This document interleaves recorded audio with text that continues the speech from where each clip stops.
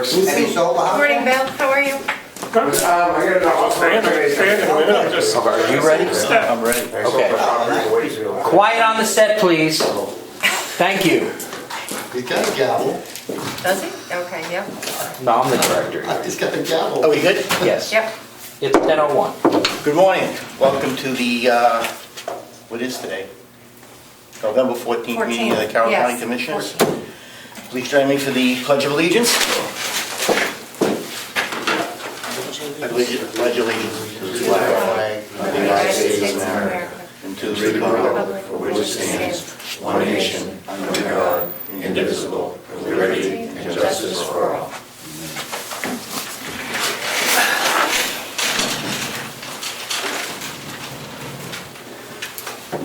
Okay. I don't have the payroll numbers with me. I'll get it for you. Entertain a motion to accept the minutes for November 7th. I'll second that. All in favor? Aye. Aye. So moved. Recess to Hales location, 10:02. 10:02. We will go into recess for Hales location at 10:02.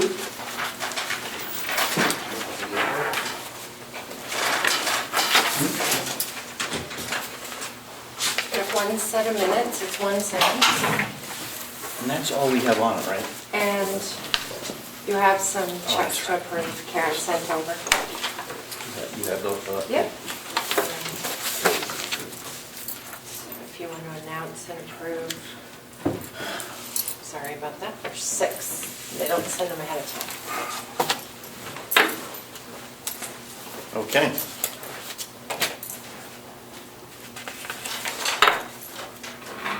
Mr. Chairman, will there be public comment today? Oh, I'm sorry. I did, as soon as we get out of Hales location, we'll go to public comment. Thank you. My apologies to the public. First of all, we have the approval of the minutes for November 7th for Hales location. I'll make that motion. Second, all in favor? Aye. Aye. We have 6 checks for Hales location. The first one is to the town of Bartlett for, what is this for? For the election services in the amount of $2,375. Hang on, we gotta approve it first. We have one for $86 from Denise Layton for personal cell phone. We have one for the Conway Fire Department in the amount of $19,000. And that, I'm assuming, is for fire department services for December of 2024. We have one in the amount of $1,000 from Whitney Consulting, and that's the assessor. And we have one to Carroll County for $89,000. I believe that's their tax payment. For tax payments. And it shows one for $500. Did I miss that one?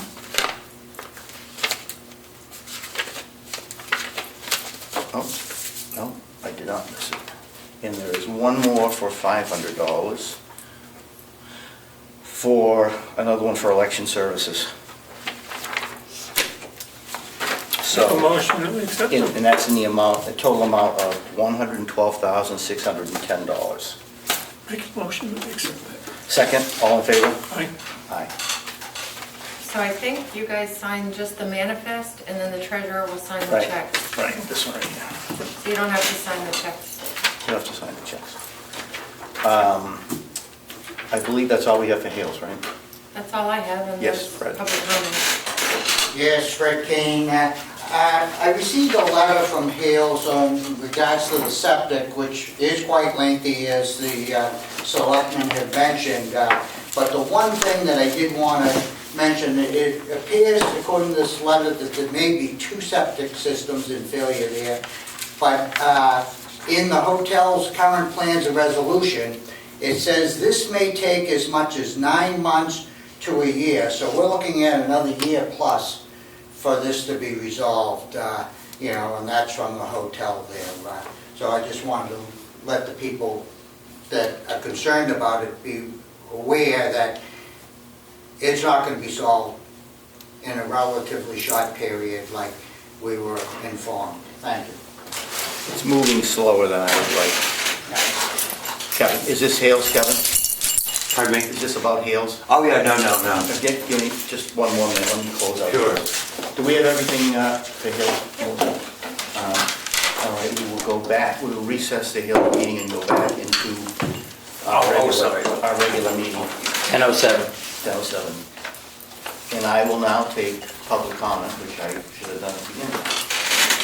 Yeah, thank you, Acting Chair. Fred Kane from Wolfboro. I did receive a copy from the website of the Carroll County Board of Commissioners, their rules of procedure. And I do want to point out, even though the chair is not here, that responsibilities of members, Section B states that all members should make every effort to read the packet of information and come prepared to discuss agenda items. That has not happened here multiple times. Something is sprung on the commissioners at the last minute that they haven't had time to review, and I think it's important we do that. And also, under responsibilities of members, J, the board members shall make every reasonable request for information to the executive coordinator and department heads. In such case, any information received shall also be provided to the entire board.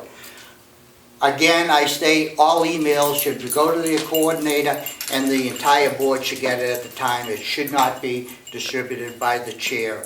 I can name things in the past that's happened that people hadn't known about until long after the chair received it, which I don't think it's fair, and I won't bring that up at this time. But if I feel I have to at one time, I will. And then lastly, public comment. Last year, it encourages the public to provide input, share information, and express their concerns to county matters. I think that the chair should encourage us to, and not, come back at me and say, well, I should have run if I didn't like the way things are done. I can speak my piece from the public here, and I will continue to do that. I have for 2 years, and I'm probably going to stay on for a little bit longer to continue to do it. I may stay on for a long time and do it. Thank you very much. Well, I've got 2 more years, so I'll be here. I'll be with you. Yes. Yeah, Kevin Hool, I live up the road here. Have been for a long time, almost 30 years, almost half my life. But yeah, I think as far as public input is concerned, it'd be great if we would have public input at the end of the meeting as well as the beginning. If somehow that could be arranged, that would make me a happy camper and a happy taxpayer. Speaking of being a happy taxpayer, I'd like to know, maybe Melissa can help me out with a job description for the DPW, the farm manager's position. Is there something, some type of a list of the duties of what gets done in a day? Could I possibly have like a... Job descriptions are subject to the right to know law, so is that Yes. a request for the job description? I don't know, you don't have like it written down, and, or do I, if I have to put in an FYP, or FOIA, or rather, FOIA request. Speaking of that, these... Let's go back to the, yes, to answer your question, yes, there is a job description. And you don't need to put it in writing, I can accept your right to know request verbally, so I've noted it, thank you. Yeah, okay, thank you, yeah. I'd like to know what the description is. Because I'm a little confused where all these things are being put out to bid. Like the hydrants that were bought 3 years ago and sat there rusting in the parking lot for 3 years. You know, and then cutting a tree down to put out an RFP for a tree. There must be a chainsaw over there. Give me the chainsaw, I'll show you how to cut a tree down. I can cut an ash tree down, won't even break a nail, run my nylons. You know, it's like all these bids, putting these bids out, it seems to me, I mean, what you know, yeah, I guess that's about all I need. But if you take under consideration the public input before and after the meeting, that would be really great. Thank you very much. Dal Simmer. I missed the last couple of meetings, my schedule didn't work out, but I would like to congratulate you on your win. I would like to say thank you for coming in and sitting in that seat. You've done a great job. And I will say that I agree with Kevin about the public being able to speak at the end of the meeting. I've asked for that for quite a while now. And I'm going to agree with Fred here about procedure. So other than that, congratulations. Thank you. Any more public input? Seeing none, we will move on to bid recommendation for, Should we do these first, or? no, we don't have to sign those. We did that one. Just put this with it. Okay. Give that to Melissa. And we'll work with, we'll hear from Will on the bill presentation, one more time, on the bid presentation for the fire hydrant installation. Morning, Will. Good morning. I sent ahead of time, Yes. quick synopsis, if you guys don't have it. Yeah, or- the bids. Yes. So the lower bid came out with Eldridge Construction at $24,400. That would be my recommendation between the two. The other one was RWN Property Services for $26,659.20. Excuse me, I think Commissioner McGee's looking for it. If you just No, I had it on my. It's on the front page of the minutes that you just approved too. Oh, okay. That's probably the easiest Oh, one, yeah, it's at right. the Got bottom. it, thank you. Yeah. So I would recommend Eldridge Construction. I do believe yesterday we had a pre-bid meeting on those other, the Route 28 and the line replacement on Route 28 and the one we're up at the top of the hill. And talking with, we had a lot of folks show up for the Route 28 piping, which was good for the pre-bid. Hopefully we get lots of bids. But there was discussion that it would be easiest if we provide the hydrants, and then when they're doing that line, they would just install those at the same time. So that being said, that line might be a little bit, instead of be $24,400, he was $1,800 each, so taking $3,600 off of that, we might only be at $20,800 for his bid, or for that cost of having those put in, because the company putting in the line would do the other two. I don't know. How much to put, just So- to do two, sorry,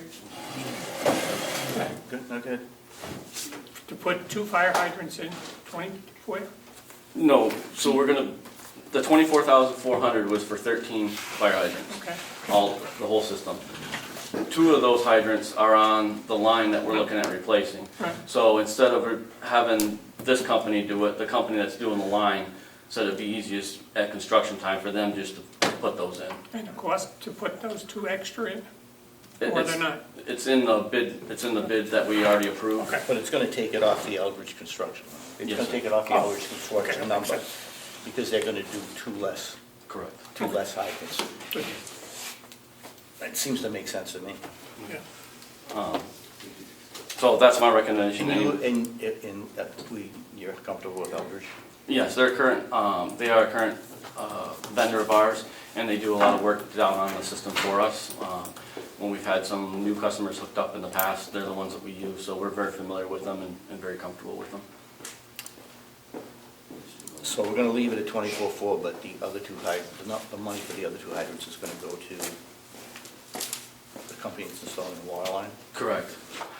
I would be more comfortable that we leave it at 24.4 because if for some reason that water line has the least, if we don't have enough money, that's the thing that's gonna get cut, essentially, in ARPA money.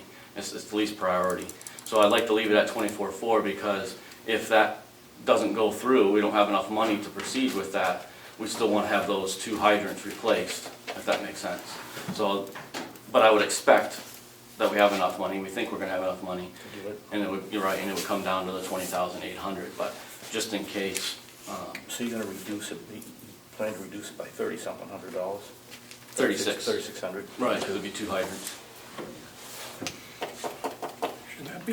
Should that be noted somewhere, so that all of a sudden they don't jump the price Well, next year when they we'll do have it? it in the minutes. Melissa will have it in the minutes. Right. Okay. And his bid was per hydrant, so it wasn't like a total cost. He bid, Right. when he submitted, he bidded it per hydrant, so if we have them do less hydrants, then it should be less money. Okay, I'll agree with that. Do we need a motion? Yes, we do, to accept the Eldridge construction bid To for accept the Eldridge construction. $24,400. 24,400. $24,400. Yeah. Okay, and do we need a roll call on that one? Nope, Okay. just if you made the motion, I'll second it. Okay. All in favor? Aye. Aye.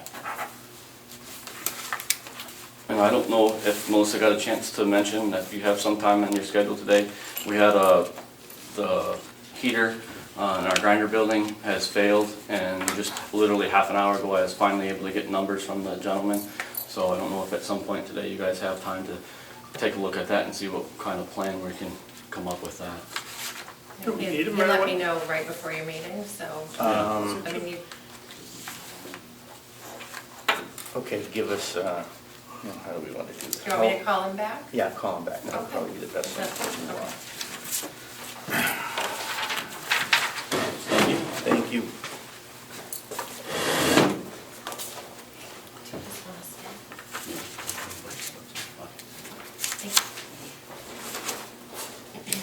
Who's going to speak to is Rich coming over the per diem waiver? No, I think that the CFO could probably speak to that, the BEAS, the agreement. Oh, that it just needs to be signed? Yep. I'm just gonna move up there now. Yes, you might, yeah, by all means. Speak loud. So that's the current year contract and needs to be approved and signed. It is a slight decrease from last year. Yay.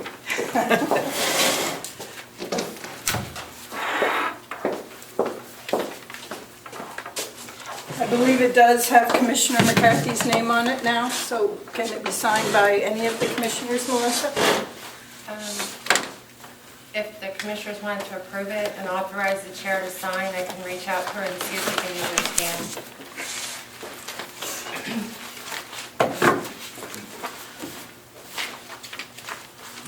When do we have to have this approved? They just asked that it be done as soon as possible. They're asking all the counties to do that. Will it wait a week? If it needs to, it will, yeah. Yeah, let's table that for now. Okay. Until I have a chance to look at it in depth. Okay. Proposed budget presentation. Oh, all right, exciting. So I did do the summary page in landscape, Thank you. so. The summary page of budgets and landscape, the rest is in. You want a copy? So this is summary landscape. Thank you. Just give me 1 second, Bob. For the benefit of the people in the gallery, we're not going to entertain questions today. Next week will be the public hearing, at which time you'll be allowed to look at it or ask questions and ask us anything you'd like to know. Continue on, Bob. Okay, so just for the benefit of anybody listening to this, I'll give you a little overview of how we approach the budget. It's very similar to last year. Works pretty much similar the same way. We, the finance office, completed the personnel schedules from current payroll and updated all of the benefits based on best information we had at the time for increases in health insurance, payroll taxes, retirement and health insurance being split from July to June, so we took that all into consideration. We updated each one of the department head budgets, sent to the department head, had them go through and make changes to what they felt they needed to make for the personnel schedules and for the remaining of the budget. And then I sat down with each of the department heads, went through the budget in detail. Some of the department heads wrote narratives, which I have, and then we put the budget together and I'm now presenting it. So the overview of the budget is that we have an increase in the county budget of 6.45% in appropriations expenses, and in the nursing home, 5.71% increase. So overall county, 6.11% increase. With the other income that the budgets bring in, which is the county itself, the sheriff, registry, corrections, the farm, the nursing home, and interest earnings, we can help offset taxes and have kept the tax increase to the towns at 4.94% increase, which is overall about $1,056,000 increase to the county taxes. Just some highlights. The departments that are impacting the bottom line significantly. First one is the IT department.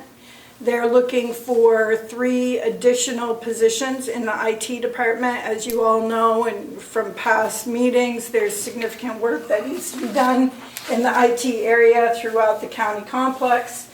It includes new equipment to be in compliance with computers working with Windows 11 by October 25. It includes new cabling from one end to the other of the county complex, which could involve trenching, conduit, drops into the offices, and new fiber cabling completely, and new equipment. The sheriff and dispatch have a new union contract this year, which is impacting the budget. The Department of Corrections has a significant increase with increase in staffing and increase in some of their contracts. Those are primarily the largest, and then in capital, again, kind of going along the theme of the increase in the IT department, is the capital requirements for IT.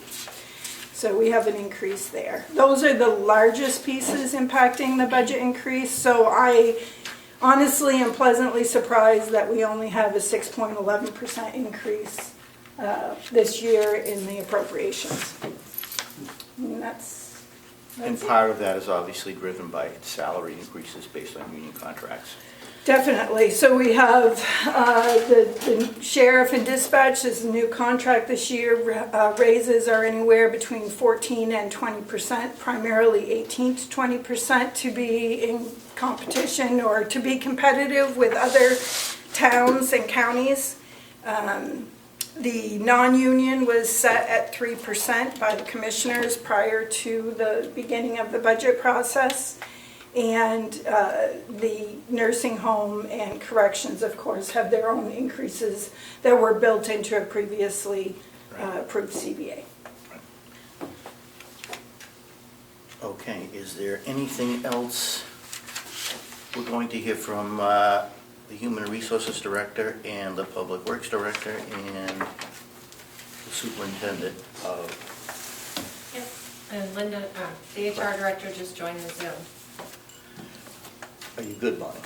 I am good, yep. Okay. Go ahead, Linda. Good morning, Linda. Good morning, how are you folks? Good? Can you guys hear me okay? You can. Okay, all right. Technology's great until it doesn't work. It's working right now. Okay, then I better talk fast, right? Okay, so with regard to my 2025 budget, everything is being level funded with the exception of 3 items. And for the conversation with Bonnie and commissioners across the board, our HR salaries are just gonna go up with the 3%, with the associated line items, Social Security, unemployment, Medicare, et cetera. So the 3 items that I'm requesting an increase for, the software department specific software. When I submitted my budget to you back in September, I had not yet received the contract from Checkmate, and since then I have. It's a 3-year contract. We adopted that last week before. Bonnie had estimated a 5% increase. The good news is it came through actually about 4.1%.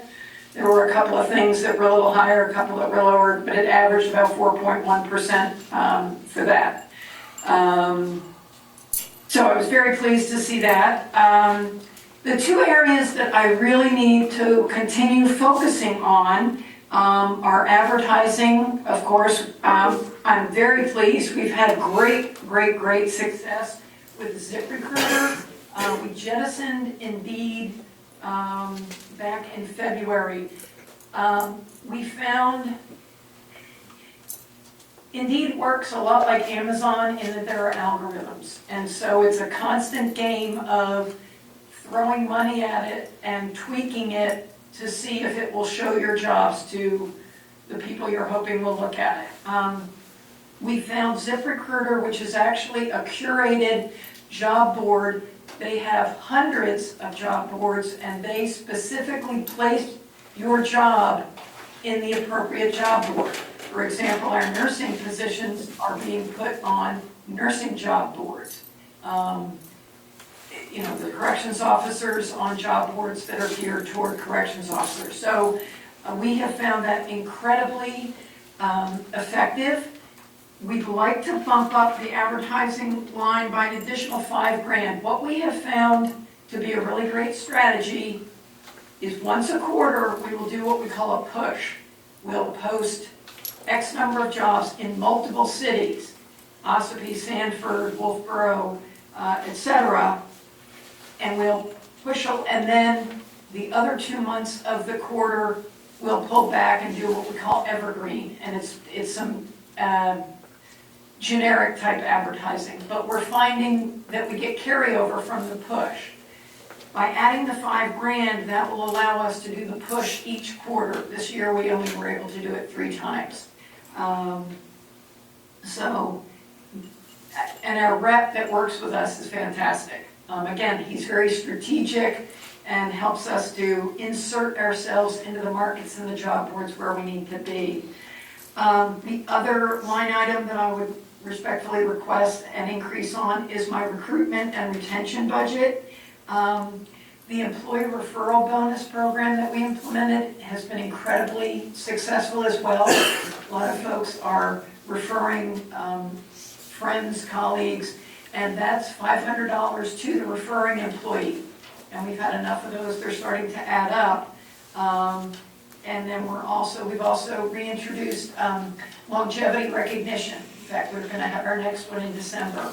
And with that comes a little bit of pricing for the pins and the gifts and that sort of thing. So we're asking for the advertising to bring them in the door and the retention to shut the back door and keep them in the house once we get them here. So questions, comments? No, I think it's a good plan. I mean, retaining people is obviously hugely important, and trying to reduce the agency staff, which we're all aware of is a problem, or needs to be addressed. It's good to do the recruitment, and the advertising are huge. So I think that's a good idea. I agree. Commissioner Nelson? No, I agree. Totally. Good. Anything else?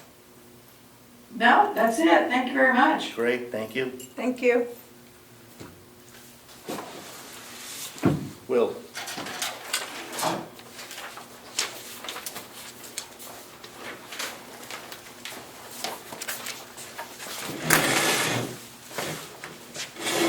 Good morning again. I just had a couple of things I wanted to point out. Most of my discussion would more be with the capital. I don't know if we're gonna want to talk about that real quick, but we had a couple increases, but not too much, too many lines. Just salary line, education and conferences went up a little bit because every other year licenses are due for the water and sewer licenses. So we tend to have to take more classes that year, so that fluctuates up and down.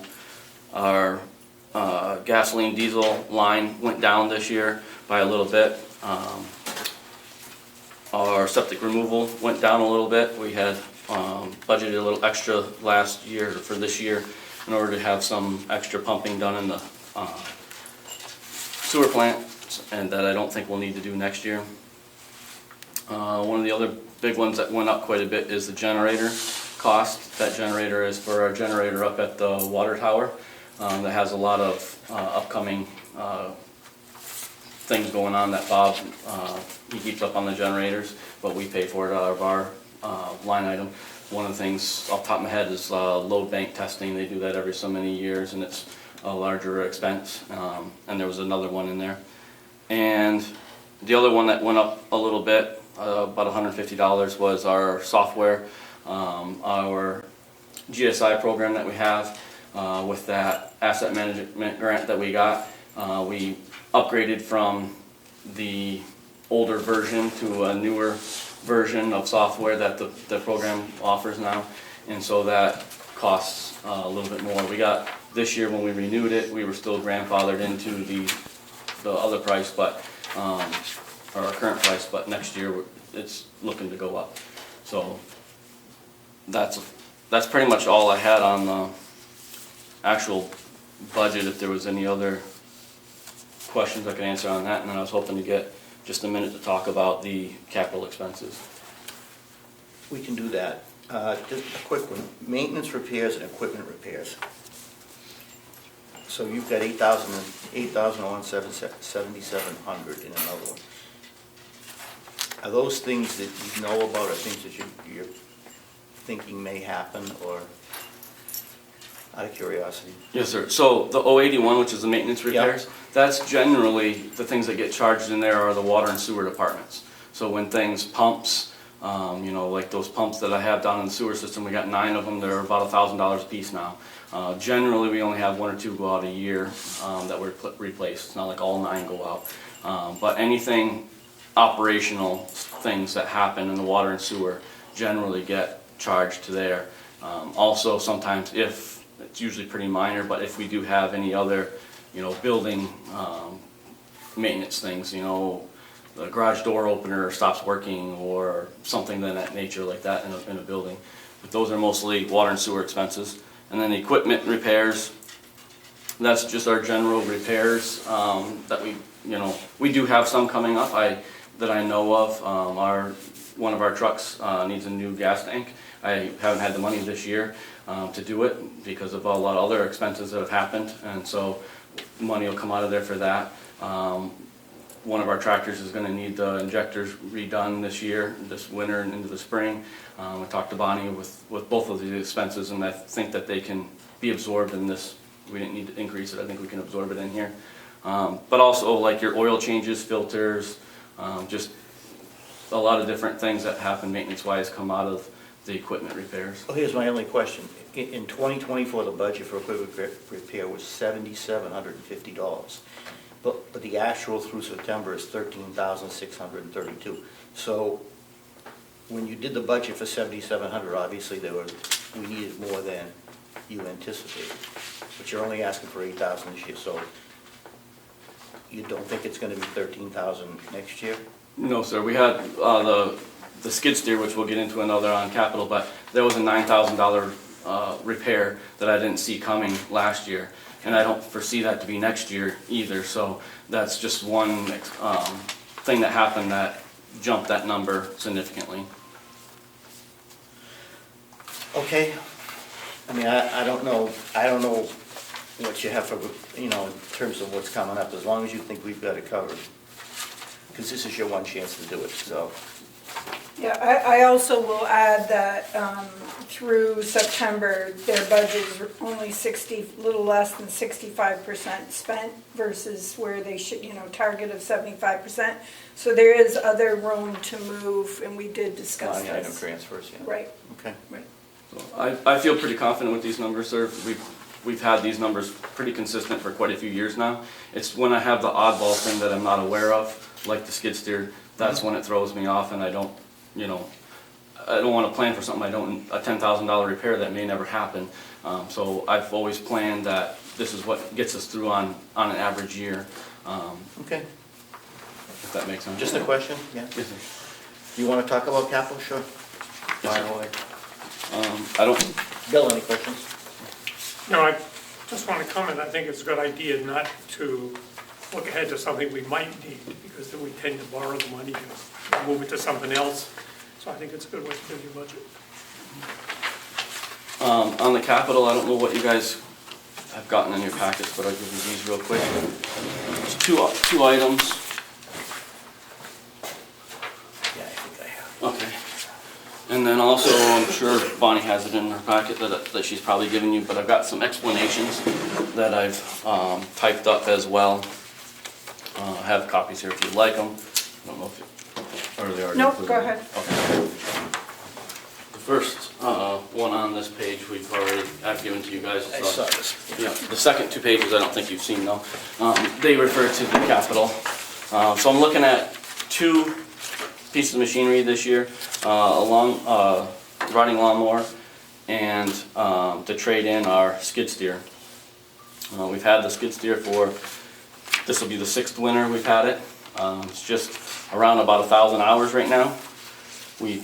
Originally, the first winter, we leased it for $10,000, and then when we bought it in the spring, they gave us $7,500 of that $10,000 back to go to the total cost, which was around just over $55,000. As of today, well, this was a couple days ago, but they would give us $32,000 on turn-in, trade-in value. So we paid $55,000 and they would give us $32,000 for trade-in.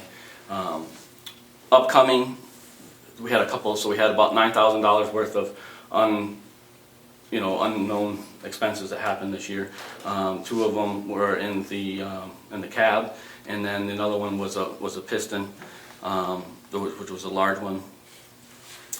The tracks, it's a rubber track machine. The rubber tracks, according to the mechanics down there, you're looking at 1,015 hours that you need to replace those. They are getting worn because 80% of the use is on asphalt around here, so they do wear.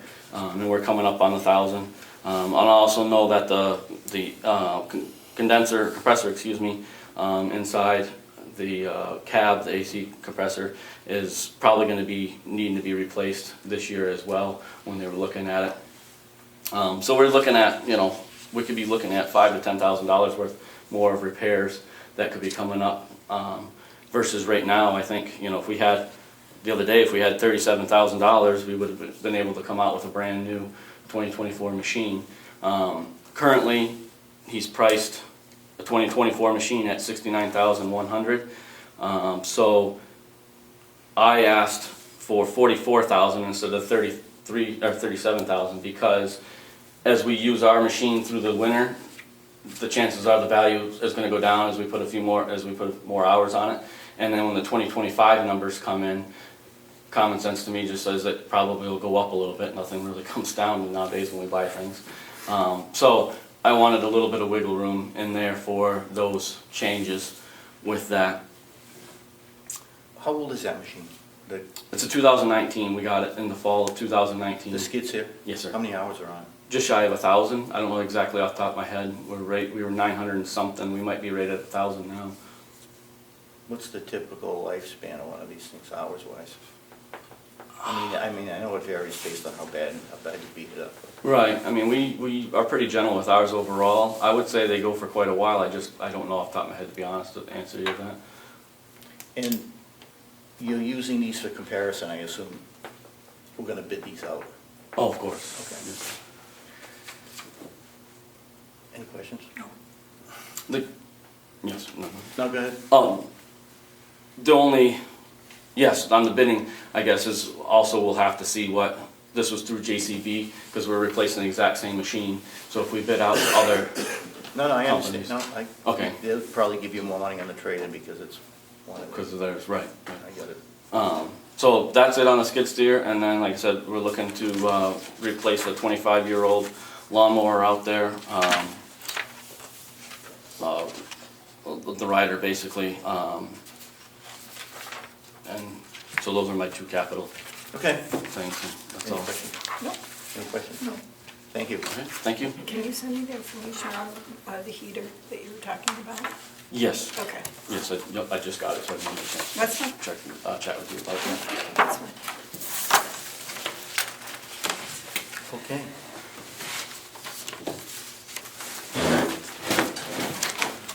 Superintendent King.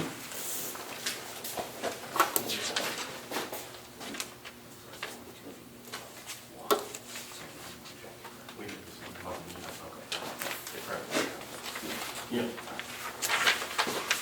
Morning. Good morning.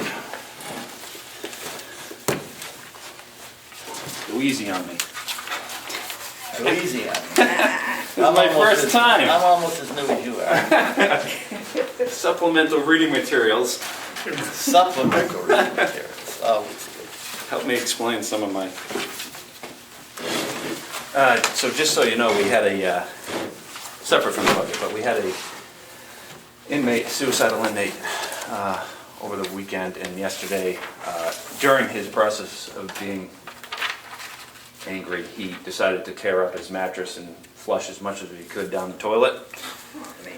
And yesterday, half of our main day room, the two-tiered day room, all the toilets backed up. We tried to address it for a little while on our own, but had to get federal piping in. And 47 feet from the toilet that was plugged, we found there was 22 feet of clogging. It was all held up by a toothbrush that had gone down the toilet at some point and was now across the pipe, not allowing the foam to pass. So that's probably gonna cost us some money, but I had no choice.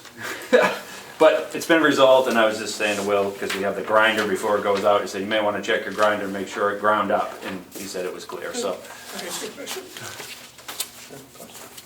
Was the person that's created the problem, does he have to pay or add more time or do something because of that? So, he's currently not, he's not our inmate, he's a transfer from Merrimack County. We've called Merrimack County and said, can you please find a new home? So in this particular case, we used to charge restitution for county damages prior to Sean and being the superintendent, and it just never, you can't get blood out of a stone. Right. So that's sort of gone away. I mean, because this is probably gonna cost us $1,000 or $2,000, I'd imagine. I don't know, but they had to bring cameras and remote saws that were 50 feet on the end of a thing, and, you know, so it was quite an ordeal. How long were they here? They were here till 5:30, and then I probably so 2-3 hours. I don't know exactly what time they got here, but it happened around 2. They probably got here by 3:30. Didn't we have another one of those that, going back a couple months, something similar? Not that I recall. Not that I recall. Maybe not to this degree. We get commonly they stuff the toilets, but this is the first one that's Sure, they don't want the caused things they were doing. 20 plus cells to back up onto the floor. So, anyway, just in case you hear about something, that's what happened. All right. All right, budget, fun. My first one, so here goes. So, as you know, we have some decent increase on the masking for and overtime. That's probably our biggest scary number. So what I gave you there on the first page is 2024. That first column is our total hours used as far as earned time and overtime as a staff, as a total staff. So our used hours are 7,838 through current. Our overtime usage from that, strictly overtime hours for the year up to this point is 1,256 hours.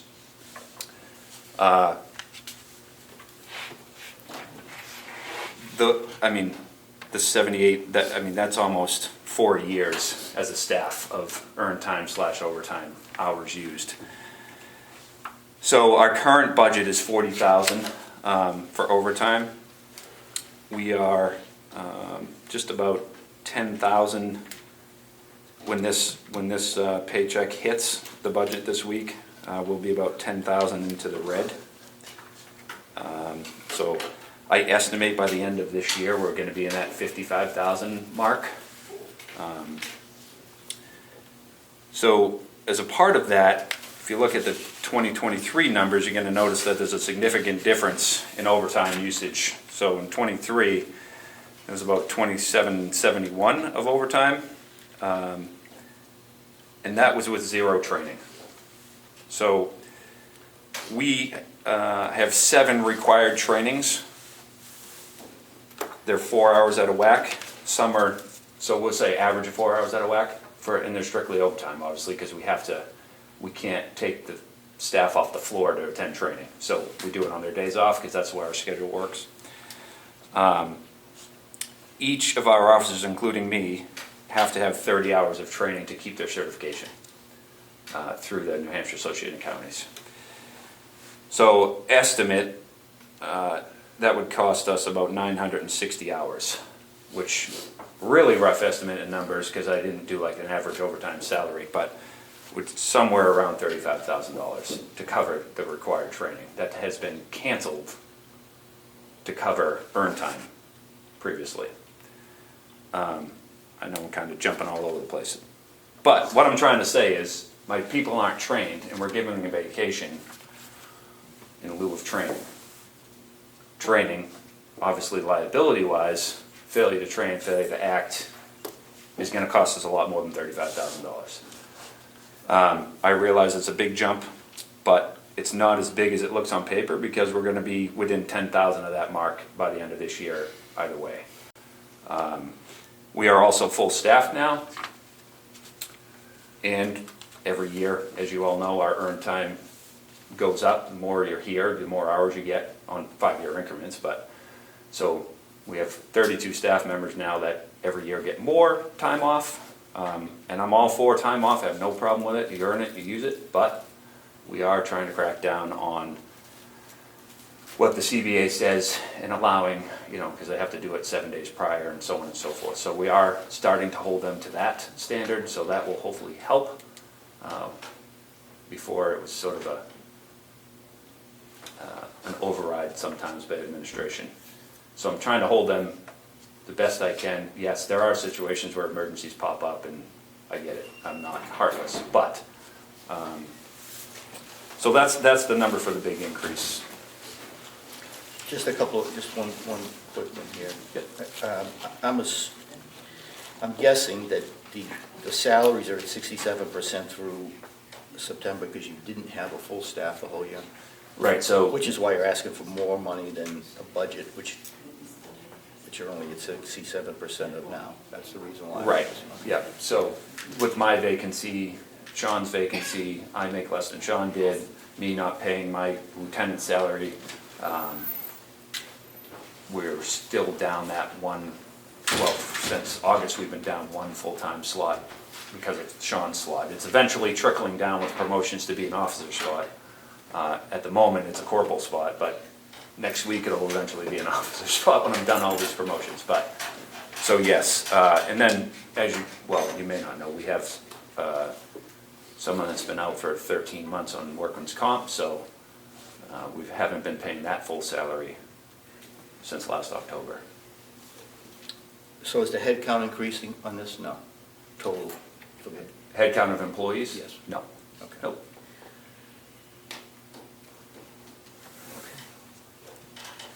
Any comment, Brian?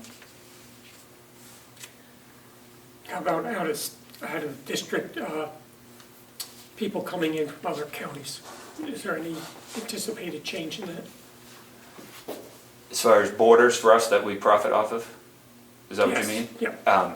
So that last year's number was not a real, or 24's current number is not a realistic number. I think it was in the 200, low 200s, I think. We're not even gonna come remotely close to making that. So that's been reduced to a more makeable number, which is, I think we put at 150. Yeah, your total budgeted revenue for, total budget was 216 last year, it's 151 this year. Yeah, so 151 I feel like is a good number. We are currently still taking all the females that Rockingham will give us under contract. That's our biggest revenue maker. I am working on, currently in talks with the men's state prison, because we are boarding some men for free right now, that they're doing our trust program, which is our substance abuse program, because the state prison is having trouble getting enough people through to free up their housing issues through their program. So I said, yes, we'll start taking them and we'll see how successful we can be for this year. I just talked to the prison yesterday, and they are, because I said this needs to turn into a contract at some point in 2025, so we can get paid for having these people here. So I am working on future revenue, and I'm confident that that's going to happen, because we already have a contract with the women's state prison. Unfortunately for us, the women's state prison population is down, so they're not in need of sending people out. So that hurts our revenue for 2024 as well. I don't see that changing for 2025, but again, I hope in 2025, I'm probably 85% confident that we're going to get a paying contract with the men, and we'll regularly have them, because they have a backlog of inmates looking to go through the substance abuse program. So that should help us next year. But that 150 is, we should be able to make that 150 in 2025 with our current situation, so hopefully we'll exceed it next year. Is the people who go through the program, are people from out of the county looking to come here because it's easier for them? I mean, it's a vacation coming here rather than where they normally are, or? No, you know, we commonly transfer problem inmates in and out. We swap inmates as a one-for-one swap where no revenue's involved, but generally, like Rockingham can't, well, I don't know if they can't, but they don't house women unless they're in need of methadone, which we don't do, so they send them all our way. State prison's gonna be the same way. Just to relieve their backlog to go through their program, they've accepted our program, which is great, because we don't get a ton of our own inmates, our own, you know, Carroll County sentence inmates that go through that. We do a fair amount, but this would significantly increase the amounts that go through the program as well. So we're doing our part statewide with our program to benefit everybody, which is nice. I feel, that makes me feel good about something that we're doing as a facility. So, and it's going to turn out to revenue. So. I had just one more question. The medical, you got line 25, 025. Yep. You add 100,000, but we're only at 65% right now. Any particular?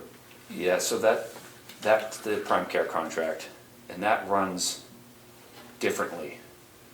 I should have wrote it, but I think it's April 31st that it rolls over, and May starts a new contract. So that's not really a great accurate number, because it does roll over from year to year for a partial of the year. So that's, like, looking at that 65% isn't really a year number, because it's still got to go out to April 31st with this money. So it's a lesser amount for the first quarter of the year and a higher amount. Right. It's in the back. Right, Yeah. sorry. Okay. That's a better way to say That's it. all right. I knew what I was trying to say. Do you want to speak to the mental health line as well? That's a Yes. significant increase. Yep. Yes. So as you remember, I came to you guys with a contract to contract secure counseling, otherwise known as Jim Stoddard. That's his LLC name. So our current contract with Northern Human Services covers 24 hours a week. Mary Crosdale is the counselor they send us. She's worked here for several years. However, her contract does not cover us when she's not there. So vacations and holidays are exempt from the contract. So, prime example, with the Monday holiday, she took Friday off and she gets Monday holiday. Fine, that's nothing to do with me, that's no human services. However, that leaves me 5 days without mental health coverage. So as a part of that, we hired Jim on at least to the end of the year, and this is a part of rolling a new contract for him into next year. Currently, we have it at 16 hours. We backed it down to 12 because he hasn't been utilizing the 16 hours. We hired him on to relieve the pressure of tasks for Mary, so when she is here, that she can do all of our required things. Currently, right now, we got NCHC certified, which is a huge thing for national recognition and liability purposes for medical. And a part of that, for our MAT program, they're required to do counseling. We skated that requirement. It's supposed to be taught by a clinician. It was being taught by a caseworker. At the time of the audit, we were able to skate that.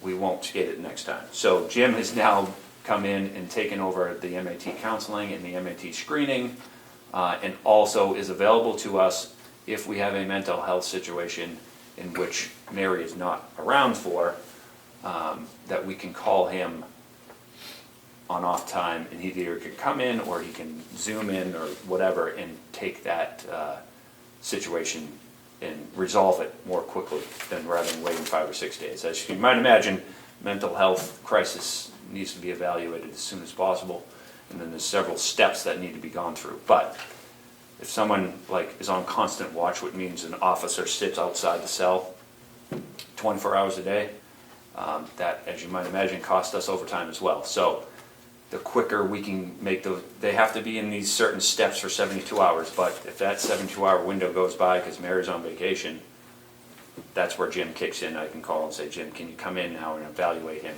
And he may not change the step, but at least that covers us to make sure that we can relieve the inmate situation and our staffing situation. A long question. Of course. What, years ago, in the old days, what did they used to do with these? Did they provide all these services, or, somebody sitting outside the cell or doing all this stuff? Let's go back 40 years or whatever. What did they do in the old days? I don't know the answer to that question, but I know there was very little mental health help then. Obviously, mental health is an increasing crisis for New Hampshire and for the jails. We had that forum 2 weeks ago, 2 weeks ago, that the state initiative, I came over and spoke to the issues during that, and had all the county stakeholders involved, the judicial branch, all that. So it is on the forefront, and as you know, or may not know, mental health is not, serious mental health cases is not where, the jail is not the appropriate place for them. But we have to address situations because they could come in with an acute issue because of drug or alcohol intoxication. They could come in with long-term mental health issues, or they become mentally ill while they're in there. And these are all things that I'm trying to get more coverage. My main goal would be to hire somebody full-time that we control as our employee. I just have to sort it out to make sure I need that. So that's kind of why I got Mary. Her contract is up March 31st. I have Jim for 12 hours a week. Jim is going to let me know in a few months, well, probably by the end of the year. I asked him, can you just from an outside eye kind of overlook the whole thing and make me a couple recommendations? Do we have enough work to do a full-time? Is it good the way we currently have it? Do I not need you, Jim? So we're working through that, but that's the reasoning for the increase right now. So we're going to have our normal contract that we've had for several years, and then adding Jim for 12 hours a week.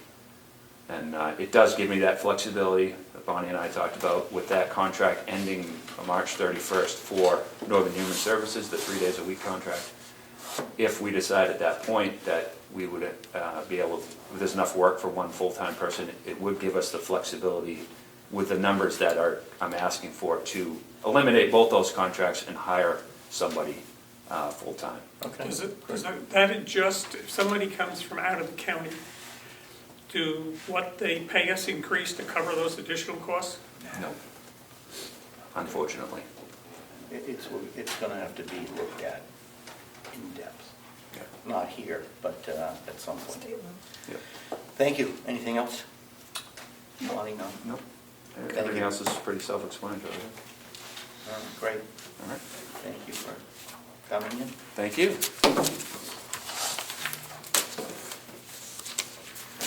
Lonnie, I think that's it.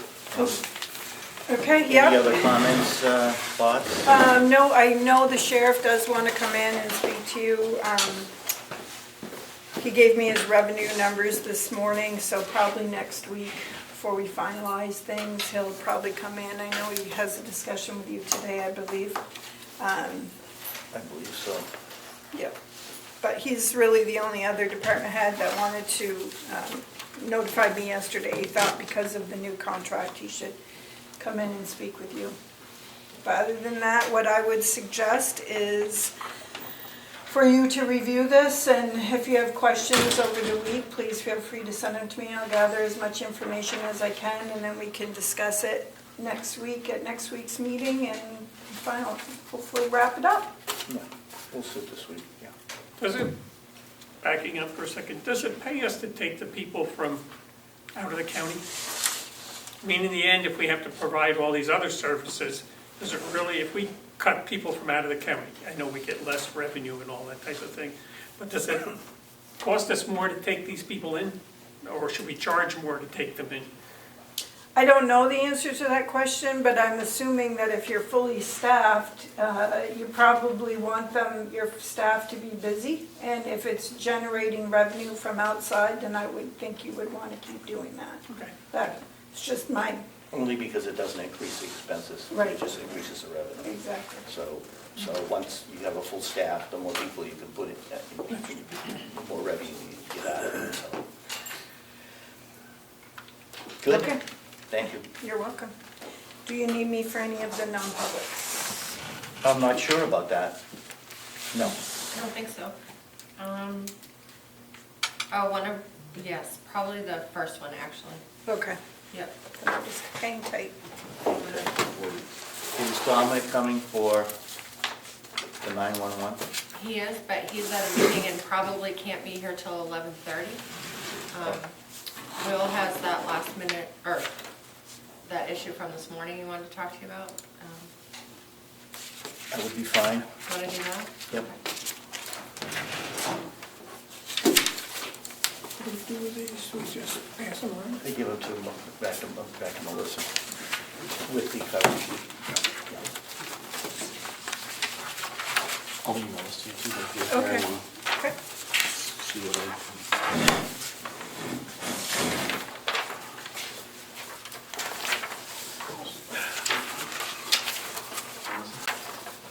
Thank you.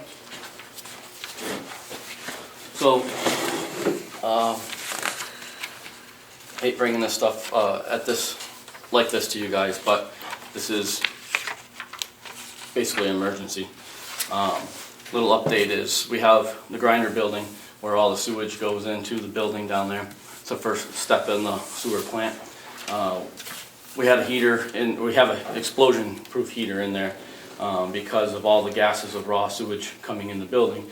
A spark would not be a good thing with all the methane gases in there. So first part of this is explosion-proof electric heaters are very expensive. 15 years ago, while we were building the nursing home, we had the heater in there, and in the middle of January, the heater quit on us, and everything froze up, and it was a mess in there. We had to, matter of fact, I borrowed it from the contractors over here, Salamander heater in there, and we had to leave the door open and get everything unthawed, and then we chased leaks for probably 6 months. Every time we fix one leak, another one down the line would pop up.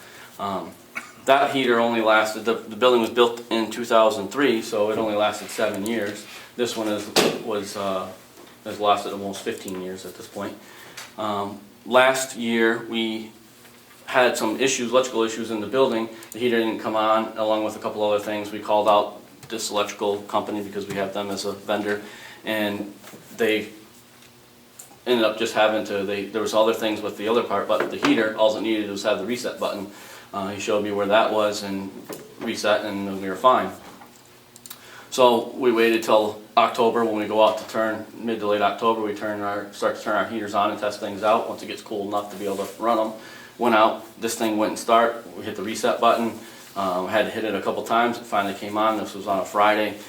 Finally came on, it was going to be a cool weekend finally, so I said, okay, let's let it run for the weekend, and went in first thing Monday morning to check it, and it was off, it was not running. So I called the electrical company, it took a week and a half to get them to send a tech out to look at it. They came out last week. We have power going into it, and all the right voltage is going into it, but it's like the heater's fried in there. As a matter of fact, while we had it on, we're testing the part of it was like hot, not the part that's supposed to be hot, the electrical part. So he took all the information down, took it back to his boss, and I've been waiting and calling him every day to try to get a number to replace the current heater that's in there. Finally, about 9:30 this morning, he sent me the email, and I attached it because I thought the important part here is to see that, you know, he's saying it's 8 weeks when you order these to get them in. Well, 8 weeks is going to put us into January, mid-January at that. So I emailed him back saying, okay, let me go talk to the commissioners, but in the meantime, 8 weeks is not going to cut it. We're going to have to come up with some kind of other solution of how we can get heat in there so we're not having things freeze up. So that's where we're brainstorming now. Do we have an answer on that yet? No. No, because I had 30 minutes before I came over here, so I don't know if there's any kind of explosion-proof, you know, small electrical heater we can plug in to have it close to the water pipes in there, or if we're going to have to look at possibly putting some kind of heat tape on them for a little bit, or I don't know the answers just yet. But I do know we need to be getting a new heater in there as soon as possible, and you know, we can't just keep delaying this when we got an 8-hour order time on it on top of that. So that's why I felt that it was important to come here and tell you guys about this morning. Nobody else can come up with one of these? Any other electric supply houses? I can call around, and I will, but he called around to match the one we have, and this is what he came back with. So I can definitely do the same thing, but I think my answer is probably going to be similar. I know it took a little while to get the last one when we ordered it. It took a little while to get into. I don't remember it being 8 weeks back then, but I know it took a little while. I don't think these things, explosion-proof ones, are used that often in too many circumstances that they're sitting around on shelves very often. But Okay, so this is including the heater and installation and everything. yes, sir. And just to FYI, I just ran the numbers. Right now, through the end of October, DPW is only 70% spent, should be around 83. So we do have a buffer in the budget, I think, through the end of the year, Okay. covering those. That we should probably be able to get that into the budget. As Well, I opposed- think we have to do that because we definitely can't have that freeze up, that's for sure, because that would not be a good thing. Thoughts? I agree with you. If these things happen, I guess there's not much you can do about it. Equipment fails, hard to anticipate. I'd entertain a motion to approve this. I'll If second. you want to, I don't know, have you got a copy of it? Yes. Yeah. I'll second your motion. All right, we're going to, the motion is to accept a proposal from Jaguar Electric Incorporated in the sum of $14,380 to replace the heater in the grinder building, and we're basically waiving the bid process due to the fact that it's really a critical piece of equipment, and we can't afford to have that system frozen Question. or down. If he comes up with another source in the meantime, what happens? We're stuck with this. No, Not necessarily, but unfortunately, if we Yeah, we will. don't do this, we're not gonna have, Right. every day we wait is one more day until we get one. And 8 weeks is a long time at this point. I mean, we're approaching the middle of November now, so. We're gonna be well into winter and the cold season, so every day counts at this point, so. Nope, I second Sam's. Second, you made the motion, I'll second it. All those in favor? Aye. Right. And again, that was in the sum of $14,380. Did you get that, Ed? Yes. Okay.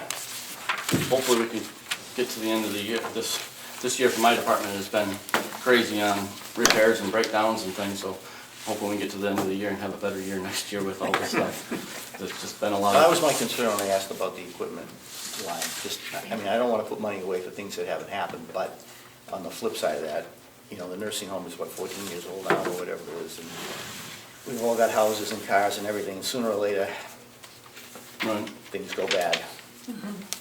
Hopefully later. right.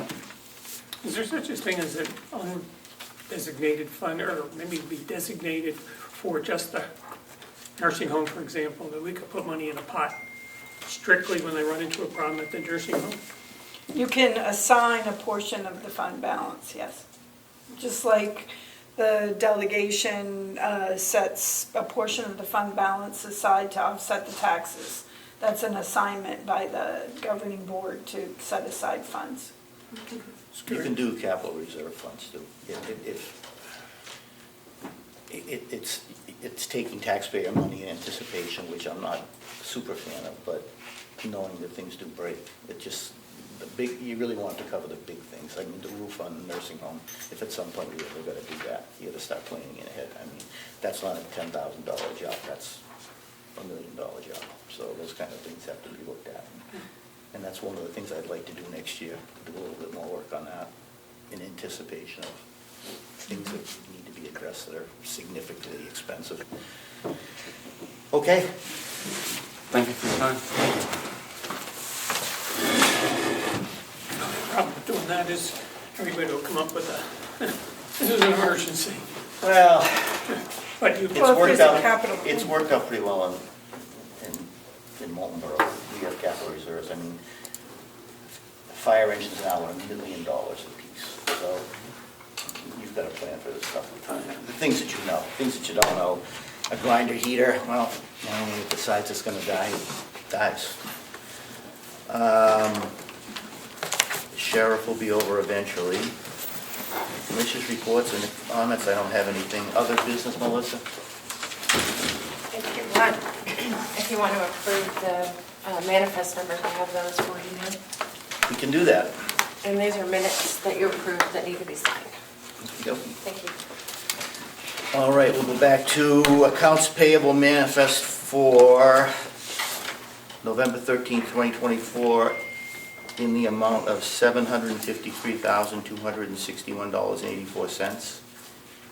And the payroll manifest for November 15th, 2024 is $283,759.03. Motion to approve? I'll make that motion. Second.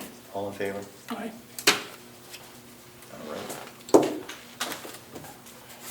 I believe that's it, Melissa, unless we need a non-public? We do, under L and C, please. L and C. Okay, I make a motion to go into non-public session under A, matters which, if discussed in public, would likely affect the, No, we're going to do L and C. did I say L? We're going to do L and C. That's what I'm doing. You were reading C. Yeah, you're good. Was he reading C? He was. I'm just starting with C. I thought he said Said A, but was reading C. I go out of order. Reputation of any person other than a member of the public body itself, unless such person requests an open meeting. The exemption shall extend to any application for assistance or tax abatement or waiver of a fee, fine, or other levy, if based on inability to pay or poverty of the applicant. C, consideration of legal advice provided by legal counsel, either in writing or orally, to one or more members of the public body, even where legal counsel is not present.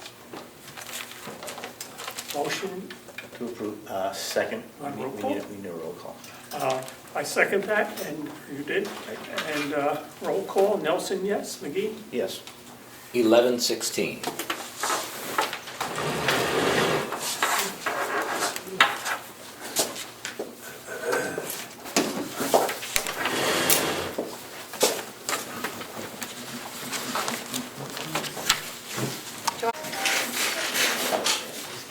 $12.15. You need a motion? 12:15, we need a motion to come out of non-public and seal Make the a minutes. motion to come out of non-public And seal the minutes. and seal the minutes. Second, all in favor? Aye? Aye. We'll go back into our regular meeting now for the New Hampshire notification system and Sheriff Ricciardi.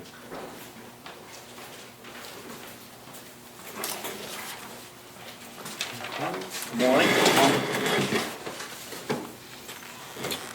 I read this, I'm not sure I understood it, but Well, you're gonna make it clearer. I've read it over a few times. I do have a call into the director and the individual that's putting this together down at the emergency service system. This is part of the state. Yes, it's, they have always done it. They're now passing it on to the towns and counties. For the benefit of everybody, you might just want to explain Okay. exactly what this is. It's primarily for the reverse 911 system, for non-emergency activations and emergency activations. It's putting it into the hands of the local towns, counties, and cities to be able to activate it themselves instead of calling into 911 to have them do it. So we'll be able to pull up the system and denote any location we want for the reverse to go out, whether it be a whole town or a radius of an area. But with this, reading it over, it really isn't well-written for county purposes, I've noticed. It's primarily for cities and towns. So I have a call into them as, because it's asking for your signature to approve me to be the point. I saw that. of I contact. saw that. So, as an elected official, that doesn't require that, is I guess I would point. And then, As This you as would the- be- You as the point of contact. right, but this would have then point me as a person who can give authorization to all the other towns, which if they have their own authorization, is just conflicting. So I don't think they thought this through for county purposes. So I What's your will be talking recommendation? with We them. do a little more work on this? Yeah, to wait to hear from them, as far as, once I explain it to them, how it's set up for us dispatching other towns. And I'm assuming their local chiefs would be their own point or their second in command. So I would hold off. We'll table it. In the end, I don't see a problem with needing it. It's just, I don't want you to sign off on something that, Yeah, I wanted to do a little Isn't more it? work on it also. I'm not exactly sure why we need to do this, but, yeah. okay. We'll Yeah, in the end, we will need to revisit be it. able to do it. Okay. It's just the authorization, I think they've got it complicated. Okay, so we'll wait to That hear they from don't you. need to, so, We'll wait to hear back from you. yeah, Okay, all right, great. all right. Thank you.